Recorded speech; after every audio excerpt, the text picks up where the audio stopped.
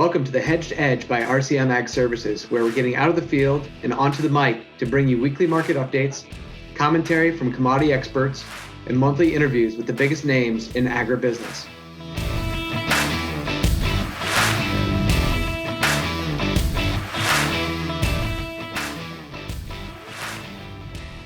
Welcome to the Hedged Edge. I'm your host, Jeff Eisenberg. RCM Ag Services is putting a unique spin on National Agricultural Day by going international. That's right, we're jumping right into the international trade waters with Maria Dorsett from USDA's Foreign Agriculture Services Department for an interesting discussion about linking U.S. agriculture to the rest of the world. Each year, March 22nd represents a special day to increase public awareness of the U.S.'s agricultural role in society. So why not take a step further by bringing in a global component? As the world population soars and heads towards 10 billion by the year 2050, there's an even greater demand for producing food, fiber, and renewable resources. That's what we're talking about by taking a deeper dive into one of the USDA's trade finance programs, the GSM 102. GSM 102 supports sales of U.S. agricultural products in overseas markets through a credit guarantee into areas of the world that are seeing some of the fastest population growth. So jump on board, no passport needed, as Maria discusses how U.S. and international companies use GSM 102, what the program features, and the benefits that it offers. Maria, welcome to the show. Thanks, Jeff. Happy to be here. Yeah, should I be saying buon venita? Is that right? How's my Italian? So. No, I'm just kidding. Benvenuta, you would say to me. Thank you, Benvenuta, Jeff. yeah, okay. I maybe had a little Spanish twist in there. Got it, yeah. So you've dedicated your entire career towards international economics. How did you get started? I think you mentioned at the beginning, you're actually a natural Italian born?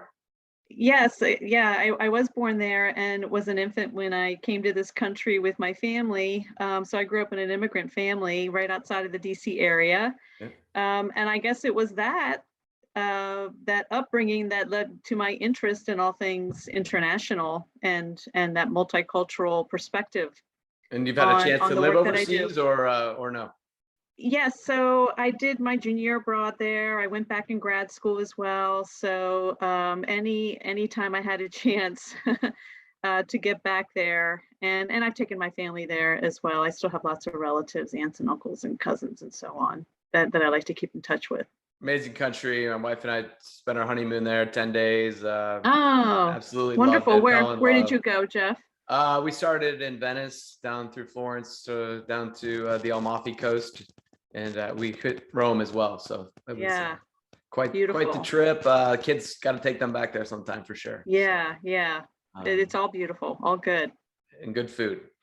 But jumping right in here, I mean, what a time in the world for us to be talking about international economics. I mean, everything going on, Russia, prices of our agricultural products going through the roof. So very interesting to kind of have this open discussion with you and understand a little bit possibly more about how the USDA's program here is able to help support some of those people that might be impacted by restricted trade flows in the Black Sea and other areas of the world. So this is exciting. Most definitely. Exactly. That's what our program is here for. Yeah, so let's do that. Let's kind of jump into the program. Obviously, as I've gotten more and more familiar with it, I think it's absolutely fascinating. It has, quite honestly, billions of dollars available to support the export side, really helping importers in countries that are buying our goods, helping them reduce their potentially cost of their transactions.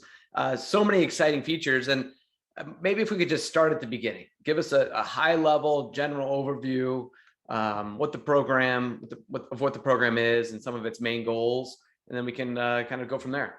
Yeah, sure. So thanks again, Jeff, for having me and for the opportunity to highlight this program, because there are many parts of the world where U.S. government tries to support US businesses who are trying to do business overseas. Sometimes that isn't possible because of sanctions that US government might have against some of those countries, but still USDA, and in particular our program, the GSM 102 program, is one of those that's still available for even the more troubling or riskiest parts of the world.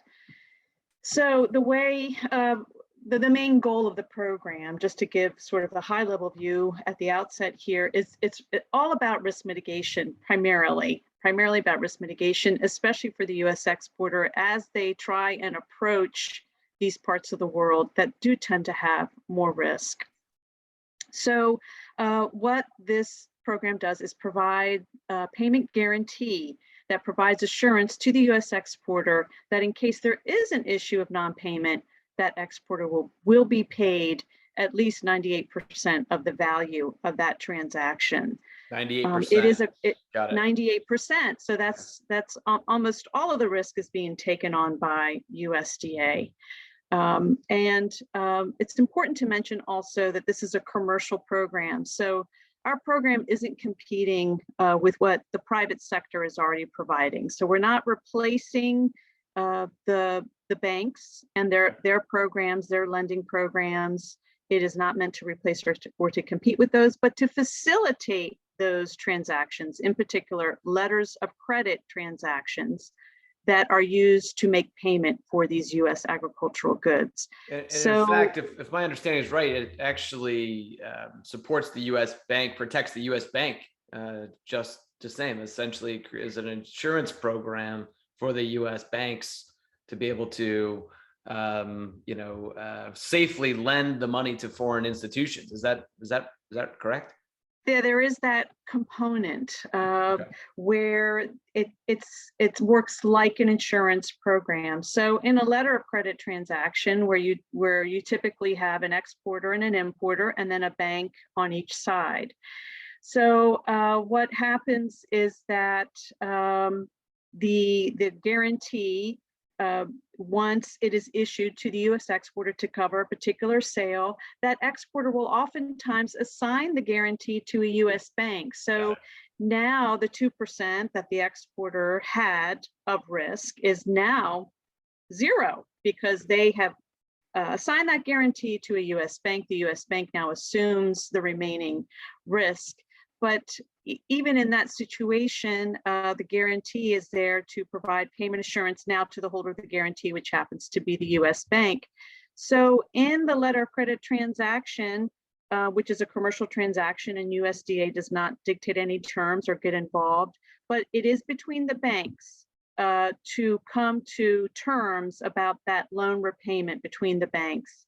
And then the foreign bank also is making terms with the importer, with the buyer of those goods. So those loans that are put in place are done in the private marketplace. It's a commercial program. That's what I mean when I'm saying that.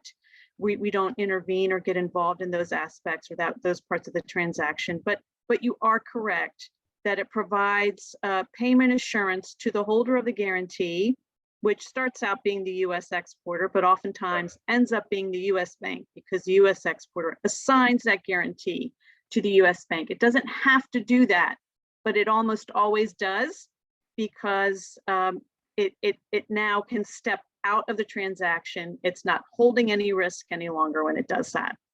Yeah, so this is, as you kind of break it down, you end up really supporting many elements of the overall transaction in an export. At the highest level, the US exporters can feel more confident that they can go into some of these lesser developed countries or areas of the world that really are natural buyers and importers of we're not just talking about grain. I mean, we're talking about really all agricultural goods. I mean, people that need to buy cotton, or if they need our wood, or they might need pork, or you name it. And this program truly is available to all of those people or companies involved in the export process. Is that true? You're right. So Wow. most anything you think of as a traditional agricultural product, even Right. some non-traditional ones. We've done exports of wine and beer, lumber, cotton, like you Okay. mentioned. All right. Now we're talking. Yes. Okay.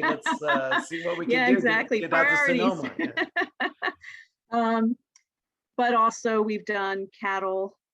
We Okay. have done, and the typical ones too, the bulk commodities that you think of, corn, soybeans, soybean meal, wheat.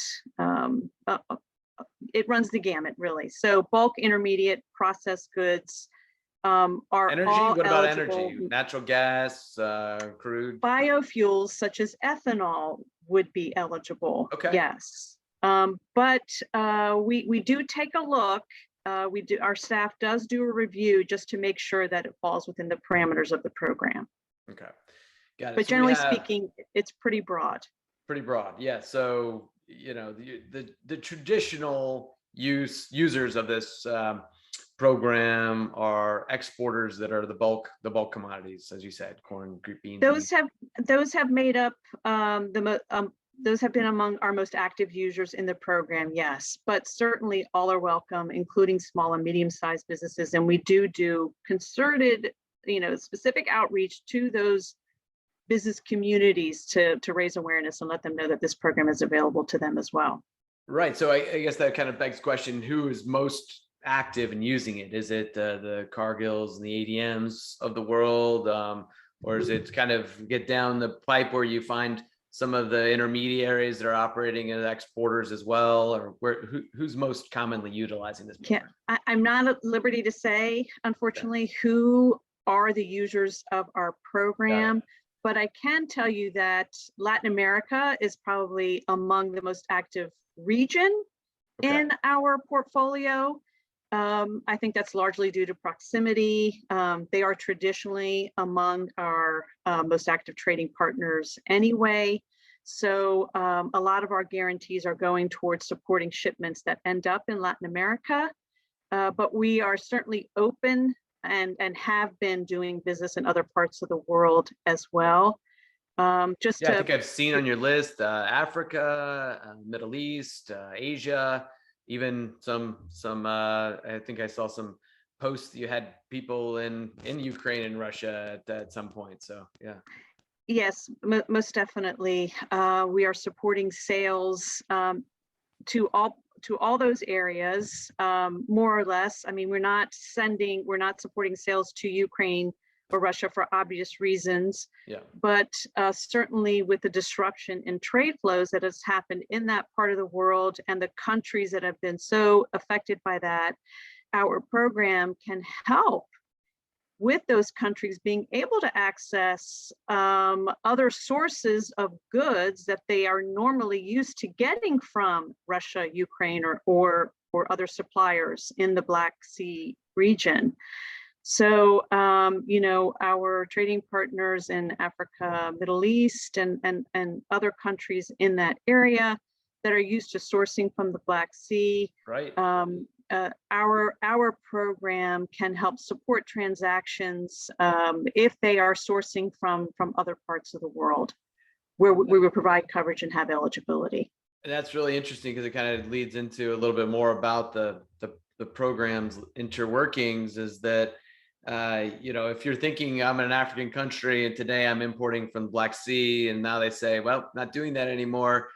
If they went commercially and tried to obtain credit to potentially borrow, I'm guessing, I have no idea, but bank spreads could be going through the roof to borrow money for those types of transactions. Whereas in this case, you may be able to step in and help with the USDA to help minimize some of the costs associated with the import, or is that how might that work? I do want to make clear that USDA does not step into any part of the transaction itself. We don't dictate terms or get involved. Our approach is a hands-off approach. We are there to support and facilitate, because we don't want to compete with what the private marketplace is making available. But you did hit on something that's very key. and that is that by having the guarantee in place, yes, it is a U.S. government program. It does have a primary benefit for the U.S. exporter. For that reason, that's only natural. Right. But by having the guarantee, it not only minimizes the risk for the U.S. exporter, it minimizes the overall risk associated with that transaction, so that everybody who's doing business together in that transaction is given a level of assurance and can transact business with confidence. Sometimes that does lend to more favorable terms, such as lower interest rates, and that hopefully is passed on throughout the transaction, but we can't force that to happen. Can't force it or guarantee it. No, I think that's that is right. a very special part about the program, is that you're encouraging the transaction. I mean, really, if you come all the way back, if, thinking risk management is essential for our U.S. exporters, but it's also essential for the importer. And you're providing right. this bridge that says, now I'm going to extend a benefit also to the foreign banks and giving them some support here as well. The importers, we don't take any risk on the importer. Right. We're taking risk bank. on that foreign financial institution. Exactly. So, but the hope is that the importer has an enhanced ability to leverage some of these favorable credit terms. And that the importer, instead of having to pay up front for some of these U.S. agricultural goods, they're able to have the flexibility of making payments over time. That is the extension of credit that hopefully they can gain access to, that will give them the flexibility so that they can conclude a sale that might otherwise not be able to happen without the guarantee. That's a great point, and I'd wanted to be sure to bring that up, is the tenor of your guarantee allows for their payment terms with their banks to be potentially longer, right? Versus and that depends on. Oh, I'm sorry. Yep, no, you're good. That depends on the foreign financial institution that is issuing that letter of credit. So depending on that bank, credit terms can go up to 18 months. Wow, 18 months. That's great. Yeah, so we've spent some time on our side corresponding with many of the foreign banks that are involved in this program, and many of them are very large financial institutions, most of them, in fact. And so what's exciting about it here is it's truly a partnership, right? You're relying on them to do the work with their importer to satisfy them for credit, so that ultimately they come back and borrow the funds from the U.S. bank to import the grain or whatever it might be. So it's exciting in that you're working with these large financial institutions all across the globe to really kind of help promote the proliferation of U.S. goods. So I think that part of it is quite exciting. So yeah, it really runs the gamut in terms of the types of foreign financial institutions that are approved and are participants in our program. Some of them are the larger banks, maybe some of the more well-known banks in their markets, but our team does do a very thorough due diligence on each of the banks that are approved to participate in the program. They look at their financial statements from the last 3 years. They look at their ownership structure. They want information on the bank regulator of that country.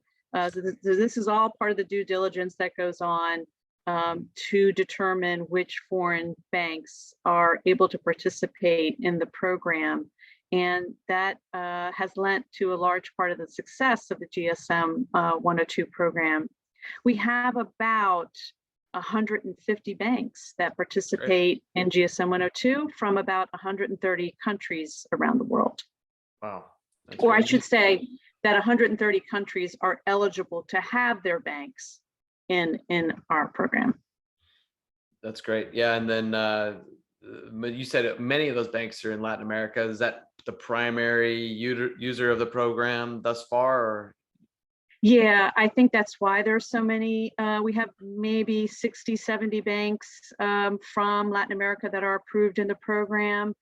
And I think that just speaks to the amount of activity that our program does for GSM 102 in Latin America.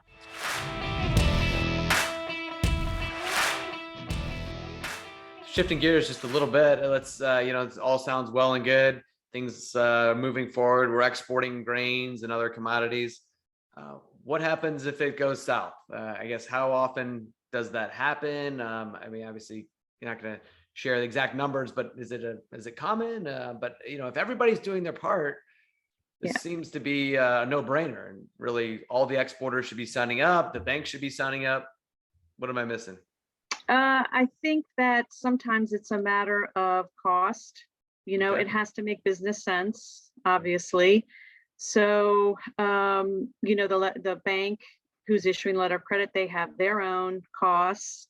The only thing USDA charges is the guarantee fee, and that's very transparent. It's on our website. Plug in your parameters, you get a sense of what that fee would be. But I think that's why maybe some choose not to use it, or they might be doing business in a part of the world where liquidity is not an issue. Sure. But for our program, when there is a problem, there is a claim, there is a process where they notify us of the default, and that's all very clearly laid out in terms of what happens there.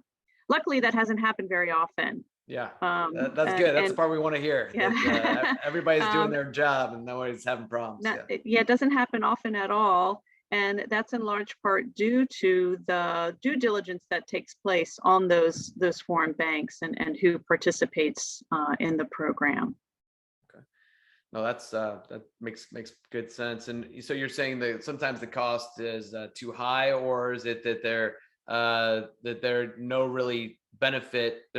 commercial benefit for them to step in and utilize it if their cost of credit is already low? Well, yeah, I mean, we aren't the only program out there, so or the only way to assure payment. So some companies might also not be using a letter of credit. Our program is letter of credit driven. Got it. And if they're doing payment using another mechanism, then unfortunately they can't get coverage under our program. So if they're getting paid another way, they might utilize one of the other U.S. government programs, or just go, solo, or just use the mechanism that they're used to. So it just really depends. Right, and I do appreciate the flexibility of this approach. I mean, you're saying potentially 18-month tenor on loan repayments, and so you're trying to make it as flexible as possible, where it's favorable to everybody involved. So that's given our requirements. Exactly. Right, exactly. Okay, so how does an exporter, if they're not already working with you, start to engage, or if they're a foreign bank and they're saying, hey, I'm interested, but I've never really taken the steps. Like what does that look like? So for an exporter, all they really have to do is get an active registration in SAM. SAM is a system for award management. Okay. That is like a government portal it's not even part of USDA, but anyone who does business with the US government has to have an active account there. And that lets us know that that exporter is not on any excluded parties list. And then beside that, for the US exporter, it's just a matter of them filling out the online application to get qualified in our program. We ask for some additional information about their business, about their plans for exporting, and so on. And once they're approved, they're ready to go. It's just a matter of registering their sale. That's how we refer to it. Basically, they submit an application for a guarantee for a sale they would like covered. And that turnaround is very quick once they pay the guarantee fee. For the foreign bank, they would just need to contact our office. We welcome those conversations of interest at any time, as long as that country that they are from is what we call bank eligible, because we also do a country risk assessment to determine which countries can participate either as a destination for the delivery of goods, or as a bank eligible country, meaning that the banks in that country can apply and participate in the program. So some countries are eligible destinations like Venezuela, but are not bank eligible. So banks from Venezuela are not able to participate in the program. You forgot to mention the most important part. They have to invite you down there for an on-site visit, right? Yeah, that's good. Have you yeah, of course. Yeah, that's right. I guess you're not allowed to ask for that ticket, but I can ask for you. So if any foreign banks are listening, just Maria, let me know, Jeff. Yeah. Just let me know. No, that's good. Happy to do my part. That's right. Yeah, you and me both. That sounds fun. Yeah. So, you know, a lot of these banks that we're talking to and that are in your program, some of them, they kind of run up against a threshold. Sometimes you kind of put a limit on each bank. I guess depending on their financials, you'll decide, hey, you know, we can extend 50 million, 100 million, 200 million to your financial institution. Is that then something that can be reviewed once they hit their caps, or how does something like that work? Well, you know, don't forget, as payments are being made, it goes back towards that credit line. Okay. So yes, they're issued a credit line at the beginning of every fiscal year, and as the participants are making payments on those letters of credit, it all goes back into the pot, so to speak. Got it. It's a revolving credit line in that respect. And they are reviewed by our risk and asset management team, and it's reviewed against various criteria. So if a bank is interested in increasing that, that's a conversation that they would have to have with our team. Got it. Okay. Yeah, I think it kind of lends towards some banks are thinking, okay, how can we become more importer direct and facing our customers a little bit more to bring this program out? And as they think about that, they might look at their current credit lines and realize, you know, is it worth the time to do it, based upon the amount of credit I have left available? So I guess, you know, some of them may, you know, be coming back to you from time to time asking for adjustments, and you're just open to those discussions? That does happen, and that's a conversation, like I said, that they would have to have with our staff. Perfect. That sounds good. So yeah, so overall, the program, it services many different people. It's covering wide areas of the globe. You know, from where it got started to where it's going in the future. I mean, what are your thoughts on the future of the program, and how we can continue to get the message out and have more people participate? So in terms of the future of the program, I mean, it's safe to say it's going to be around. It's statutorily mandated. So and it doesn't have to be. It doesn't require reauthorization with the Farm Bill like some of the other programs that come out of USDA. So you know, that gives us a lot of confidence about our ability to service the exporting community in the future. And we make $5.5 billion available every fiscal year for these guarantees. So, you know, when you look at crisis situations, risky scenarios throughout the world, like you're seeing with Russia and Ukraine, like we've seen with the pandemic, even. Yeah. Like we are working we're very focused also on Venezuela. You know, that's another important market for us, which is not closed to GSM 102, but there hasn't been any activity because of sanctions there. So the nice thing about GSM 102 is it can be very responsive to these crisis situations, in addition to just the general daily, you know, the day-to-day activity. It can be a program that is responsive to these situations. And again, you know, it's one of the few programs that is available sometimes in these situations, because other programs, for their reasons, for their, you know, based on their requirements, they have to shut down. But in some cases, GSM 102, like you see in Venezuela, Right. is still open for business. So I think that is the wonderfully flexible part of our program, and that it continues to be available and accessible. I mean, not everywhere, Right. certainly we have countries where we are not, full stop, unable to do business. Right. But it is nice that it is a tool that exporters and their business partners, their counterparts, can use to continue doing business. No, I think that's phenomenal, and I guess really with that, it's been going. When did the program first start? It started in 1981. Wow, And we've been 1981. providing guarantees ever since then. And if you look at the trends of the program, you'll see that it is most active when there are various economic crises. So Yes. I told you we make $5.5 billion available every fiscal year. So like in 2008, 2009, if you remember the economic crisis that we had in this country then, we saw high volumes of activity in GSM 102. We nearly tapped out.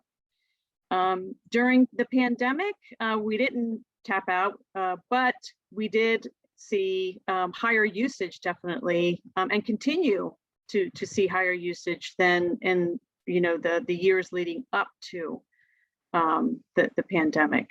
And we're obviously everyone's watching Ukraine. Right. Everyone is watching what's happening there. And that's another area where if we can respond and we can provide a resource, we are ready and available to do that there as well, or at least, in that part of the world. That would be great. And yeah, I guess that's yet to be determined, but having run the program for so many years, there's probably not very many places in the world that you're not active in, at least to a certain extent. So this, I guess rather than saying, where else are you looking to expand to? It's more along the lines of what you're talking about now, which is in a response capacity. If something is someplace or somewhere is in need, that's where you're likely to go. Yeah, our program tends to be counter-cyclical. Yeah, so you see a lot of usage when there is a crisis situation because that increases risk. Markets get tighter. Makes sense. The liquidity that people are used to sometimes vanishes or it gets tightened. So in those situations, GSM 102 can be a mitigator. This has been great. No, thank you so much for all this information. I'm hoping that the exporters that are listening to these podcasts have a chance to learn a little bit more today. Hopefully, some of the foreign banks that are involved, are encouraged to reach out to your office to either get involved or discuss how else they can expand some of their opportunities. And at the end of the day, obviously, huge support of the USDA overall. So we really appreciate all that you're doing here. If someone wanted to get in touch with you directly, what are the best ways to get in touch? The best way is, I guess, by email, maria.dorsett. That's easy to remember, at usda.gov. And there's other contact points, and I can provide those to you, Jeff, so that perfect. You can share. Yeah, I mean, and then they can obviously follow you on Twitter as well. I think is the USDA Foreign Ag the best Twitter handle? Yeah, we do have. I mean, our office, to be honest, our office doesn't use the Twitter account that much. That's run mainly by our public affairs office. I think the best way is to go to the fas.usda.gov website and then search for GSM 102 and we'll come right up. That's perfect. Yeah, it's easy to access. That's great. So before we sign off here, I generally ask a couple of just personal questions just to, let the listeners learn a little bit more about you. I mean, since the international flow here, I guess I got to ask, if you could live in any country in the world besides the US, of course, where might that be? Well, I have Italy. To say my homeland, of course. It's gotta be Italy. Yeah, it's got everything I want, beauty, food, antiquity, art. Yeah, I just love it all. There you go. And I gotta then ask the next question. I'm a sports enthusiast, and so I tend to ask if you could play any professional sport, in the world, you could be an athlete, which one might it be for you? Oh, I love gymnastics. Yes. Good. See? I used to do that a little when I was younger and had big dreams, but didn't go anywhere with that. I always loved it though, and I love watching it. That's amazing. See? Yeah, how about you, Jeff? Oh, myself, yeah, I'd probably be a professional skier, maybe even something along the lines. If I could go to the extreme stuff, that'd be the way to Oh, go. fun. Yeah. Yeah, that's fun to watch too. Yeah, it's exciting. Yeah. And nowadays with all the GoPros and the video, you can only imagine what else you could do. Oh, yeah. Anyway, well, it's been great. I really appreciate you taking the time and Thank you. you're sharing the program. Yeah, you're very welcome. We'll get this out. And that was it. This is today's edition. Thank you very much. Thank you, Jeff. You've been listening to The Hedged Edge. Links from this episode will be in the episode description of this channel. Follow us on Twitter at ag_RCM, like our Facebook page under RCM Ag Services, and visit our website to read our blog and subscribe to our newsletter at rcmagservices.com. If you like our show, introduce a friend and show them how to subscribe. And be sure to leave comments. We'd love to hear them. This podcast is provided for informational purposes only and should not be relied upon as legal, business, investment, or tax advice. All opinions expressed by podcast participants are solely their own opinions and do not necessarily reflect the opinions of RCM Alternatives, their affiliates, or companies featured. Due to industry regulations, participants on this podcast are instructed not to make specific trade recommendations nor reference past or potential profits, and listeners are reminded that managed futures, commodity trading, and other alternative investments are complex and carry a risk of substantial losses. As such, they are not suitable for all investors.